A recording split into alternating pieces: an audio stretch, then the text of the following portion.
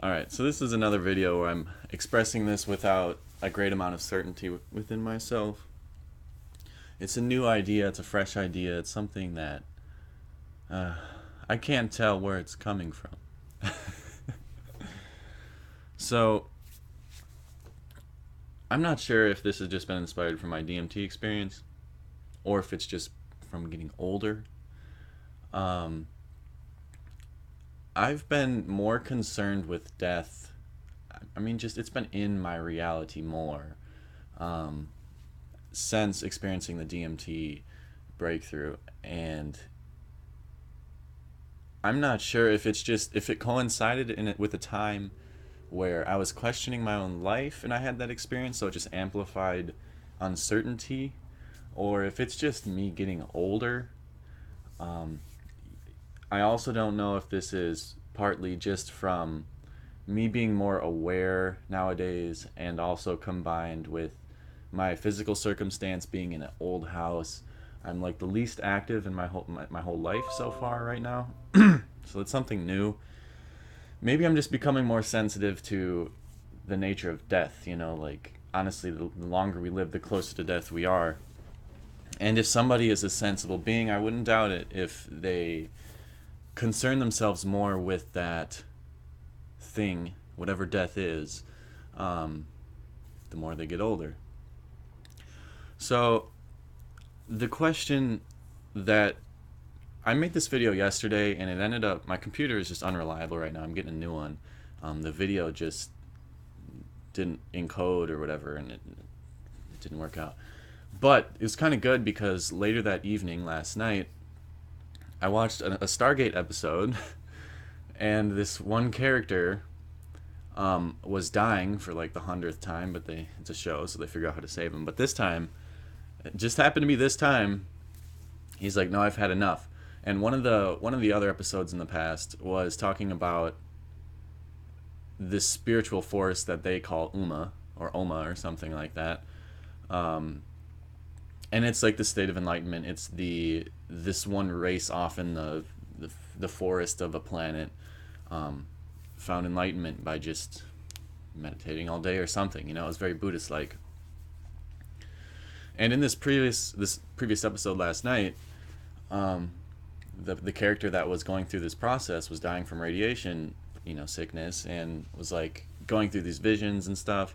And the character of enlightenment, the Uma existence, was saying, and this seems similar to the Earth existence, right? I mean, it is our creation. That to reach the enlightened state, maybe this is just from a human's perspective, I don't know, but to reach this state, you gotta die. And it's such a weird thing because if the humans, the collective experience, the people on this planet, if we got out of the rat race mentality, if we stopped for just a moment considering what everything is and what is truly meaningful, if we were all fed, if nothing was a concern to us anymore, the next concern would be probably how to become unlimited within our experience of the life around us. Because we have the great experience, we have the great joy of existing in any way we want. The next phase would be amplifying that, existing in any way we want from the perspective of being a human. Now, the enlightened state might just be another state that's similar with some sort of relative perspective of good and bad, light and dark, up and down, some sort of, relative position in space and time. So I guess in this video I also want to mention and just talk about and express the question. I'm curious what you guys think, especially the people who are getting older, into their late 20s, 30s, 40s. Do you have a tendency to increase the amount of times you consider to be concerned with death the more you get older? I can't tell if this is just from my experience with DMT and how in a meaningful way, I lost everything. I died. the meaning structures of my existence, the thing that I have created myself to be. Every definable relationship to myself, the thing, was stripped away. And I'm not sure if concerning myself with death is related to a spiritual process of my own nature, moving closer to a state where I could possibly become enlightened or something, or if it was just a drug-induced anxiety that is now in my life. When I was a kid, I mean, for under 20 years old, I never really was concerned with death. I knew it was something, right? And in my opinion, something's better than nothing. And I guess since I was such, in the kid blooming state, that it didn't matter to me. I guess maybe my senses were just like, dude, you're still growing so much, you don't even have to concern about that dwindling experience of life, the physical dwindle into death. Now, the video I recorded the same topic yesterday that didn't work out was very dark mooded, and today I'm much more excited about this. Because in the episode, this is the beautiful thing about just following your heart and your excitement. For some reason, I'm watching the show, right? In one definition, it can be like, bro, you're wasting your time. Another definition, I've got utility from it in an economic vocabulary. But also, the process of this guy's enlightenment in the show, he had to, him own self, decide this for himself. He had to look at everything and judge himself, his own heart. He had to weigh his own heart. And I've questioned this, like the gates of heaven. When people talk about this, I wouldn't doubt it if people, there's been millions, literally billions of experiences of death. There's got to be at least some, within a billion, where they get to that place, but for some reason their biology brings them back. And we write these immaculate stories about what this is like, and everybody starts, oh my gosh, So, I've been wondering, if you are purely honest with yourself in the death state, I mean, what else matters in one's transformation than our own ambition and own respect of self to make a change, right? So I always think about, when considering the gates of heaven of sorts, or the weighing of the heart, if it weighs more than a feather, you're not going to go to the next place. It makes sense to me that you got to be honest with yourself. And if you don't respect the value that you've given, then you're not going to be respected in the next place. If you don't see it, you didn't see it. You're gonna have to do something again. And the whole overarching question of this video is, does enlightenment require death? In my opinion right now, I think it does. I think if you were enlightened to such a point where you're unlimited, where you didn't need the physical experience so directly, why would you even be here?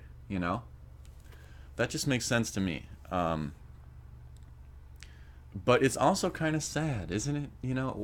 Don't we, if we all, in the end times of things, if we all want to be enlightened to some extent, or purely ultimately enlightened, I mean, most religious experiences finalize with the Enlightenment state. So I think deep down inside in our core, if everybody was not distracted by their rat race life, we would all probably be striving towards a state of enlightenment. It's just, I personally don't want to die right now, because I know in my heart how much I can give to the planet and to the world. I think those are two different things. The planet is the natural ecosystem. The world is something that's been humanly created. World domination, you don't say planet domination, you say world domination. It's the human ecosystem kind of thing, the world.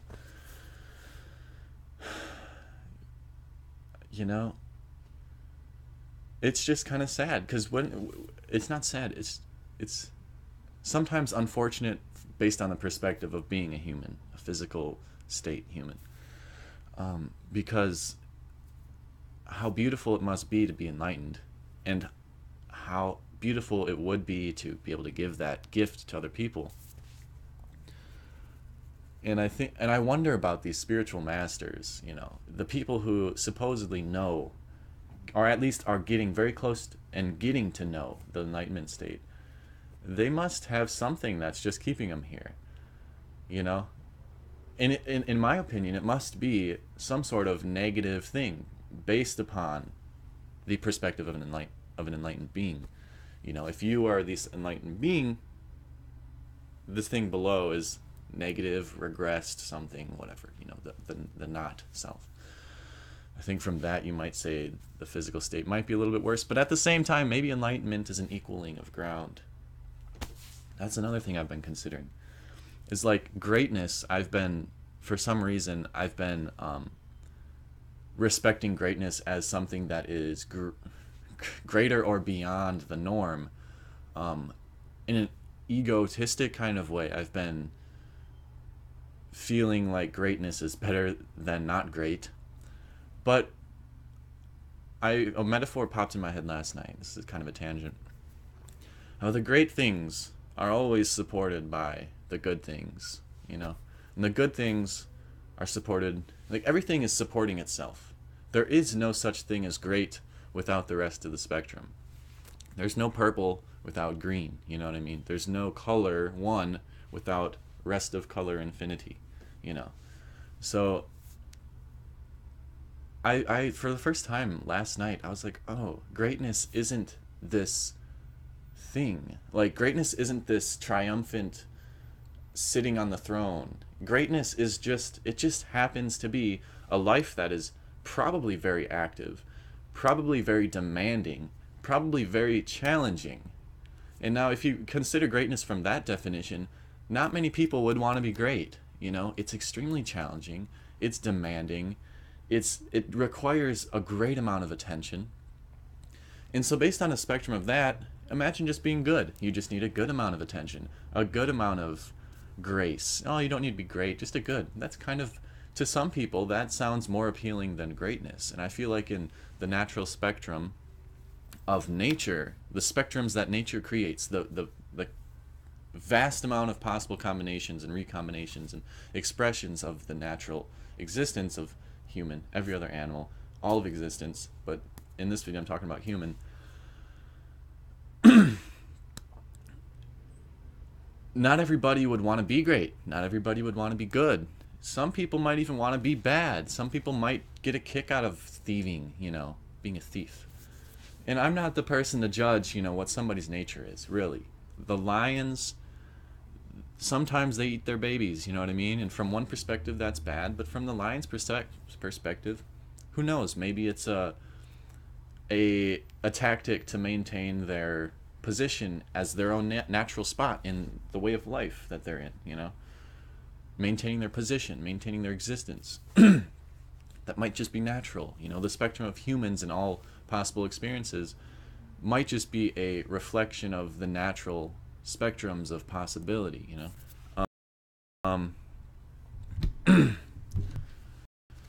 So I'm just kind of going tangent, expressing the angles of my perspective on this idea to hopefully, you know, maybe someone will get a kick out of this. I get a kick out of this. I guess I'm just kind of expressing a question. You know, I asked the question earlier. As you're getting older, do you concern yourself more with death? Like, in my opinion, it's getting a little bit more...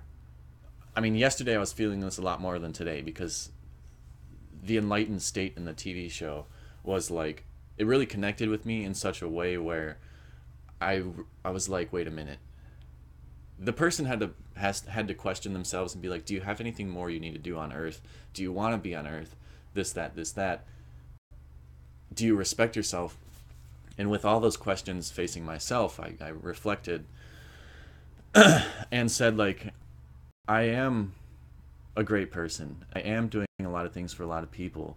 I am following my heart, you know. I still have so much more that I can do and so much more that I can give, you know, with respect of my own self and honesty and my pure-hearted perspective and reflection. I believe greatly in myself that I'd like to be here for a longer period of time and that I want to give myself to the world and to the planet, you know? And that kind of recognition within the self, I think, can calm down the death perspectives, you know, like the death fear. You know, what do you got to do? You know, do you need to, are you here to do more? Do you actually feel like you are giving, you know? I mean, in the whole natural spectrum of things, if we're all connected, which we are to some degree, um, the ecosystem, just like the cells in our body, us as humans are like cells to the greater organism, the greater ecosystem of the entire planet. So, like, cells in our body sometimes just go bye-bye because they're not needed anymore, you know?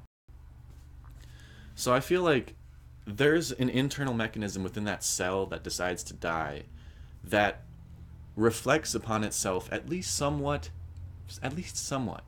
to then give a experience to the rest of the ecosystem that says, okay, I'm not needed anymore, I'm gonna die. And within the pure nature of that one cell, it dies, you know. It's not needed anymore. The whole ecosystem respects it and says, yes, you're not needed anymore, bye. You know? And so I wonder, and I think more solidly now that we have some sort of relationship to the rest of our planetary ecosystem where it actually depends at least somewhat on our desire to keep going, our will, our self-motivation, motivation, to be motive, to move, you know, active. It's got to be in us, you know. Something is holding us here. Something is holding us here, but with grace, you know. It's not just holding like a prison. It's also some masterpiece of an experiential art painting. This is like, regardless of all the rat race shit, this planet is beautiful. Like, all these people are beautiful combinations of colors and expressions, you know. I'm saying that colors to try to inspire a spectrum of possibility within the human experiences and stuff, you know, natural experiences, all of it. I don't know where I was going with that. It's just, what do you guys think? You know, I really I feel good now.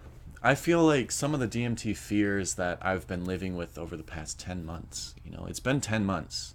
Sometimes I'll smoke some weed and I'll feel different things. Even just the inclusion of something different. Sometimes, because of the DMT experience, at least that's what I think so far, it seems like the different experiences inspire me to get connected with how different and strange and weird the breakthrough was, you know, how abnormal, right?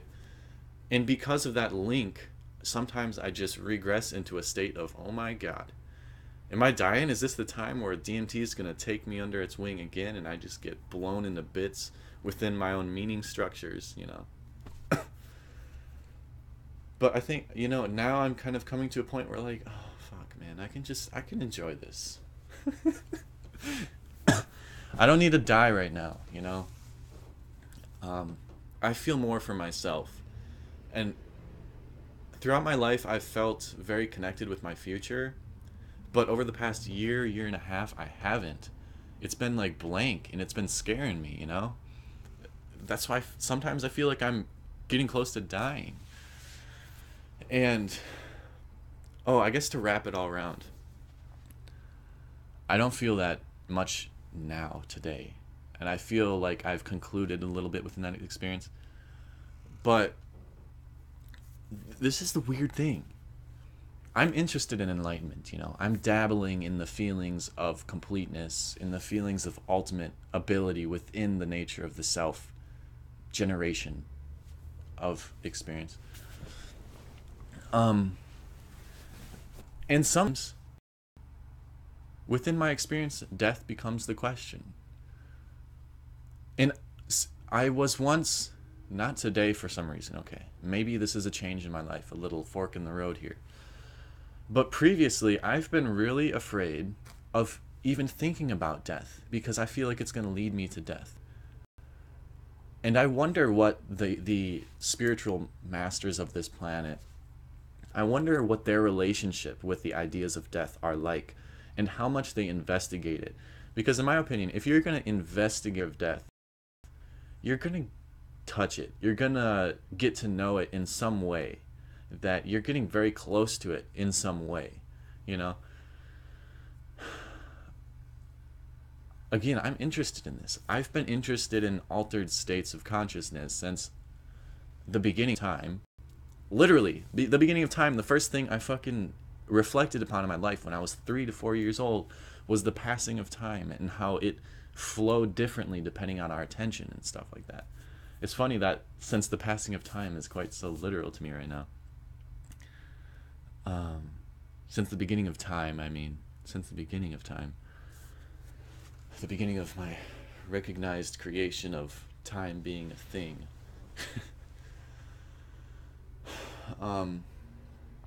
Yeah, I want to explore the nature of death, quite honestly. Like, I know some people are fixated. Some people's profession is surrounded by death. You know, some people work with the dying entities, the dying bodies. Some people work with the dead bodies. Some people work with the spiritual side of it, you know.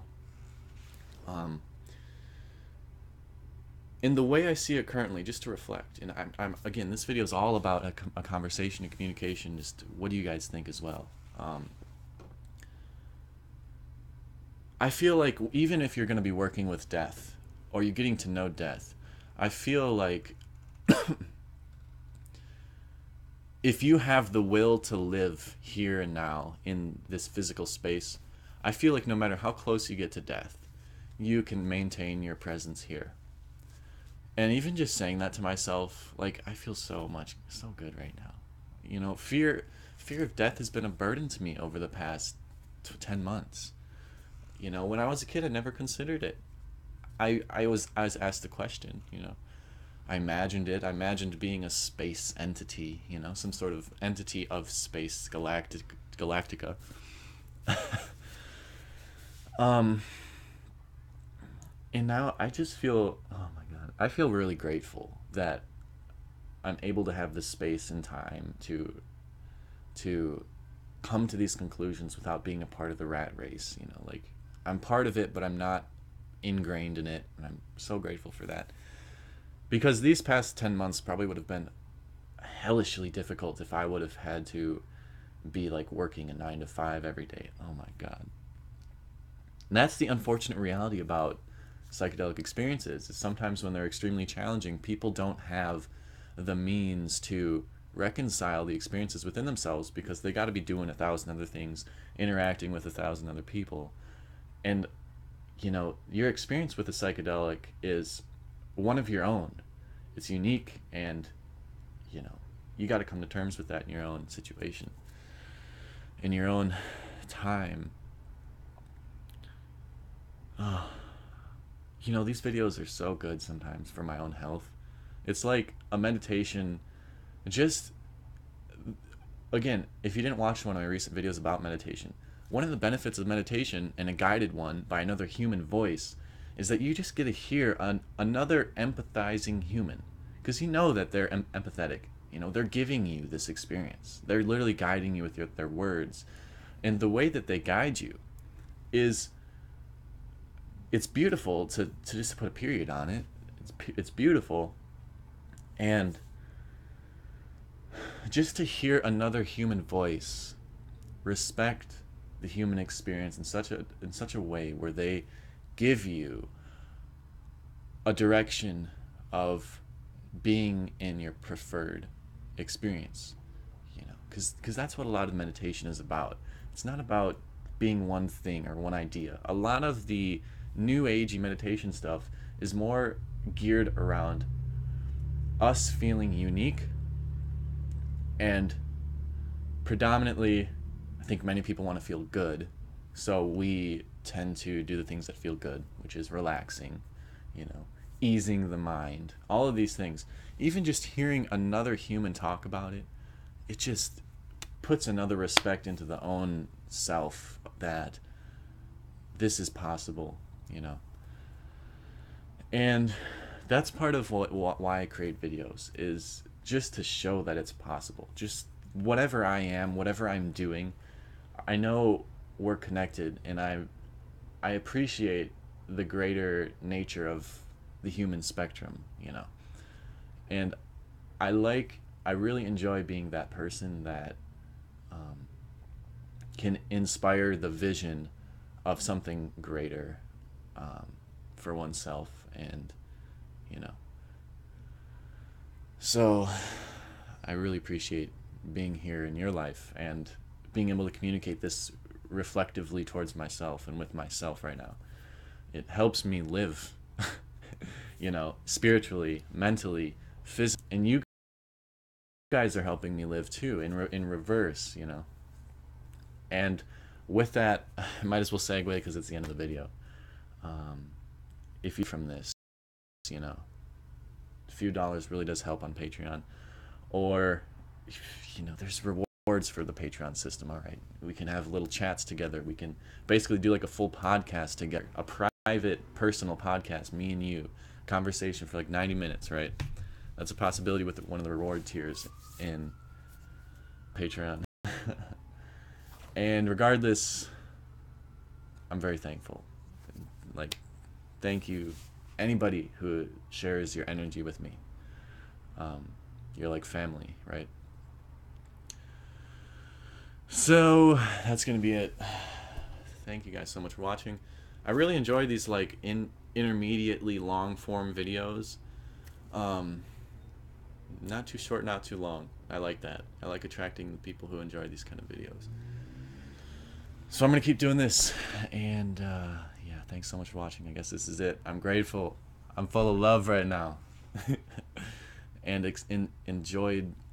enjoyment in life and inspiration and all that kind of stuff. So thank you. Peace out. I guess that's it.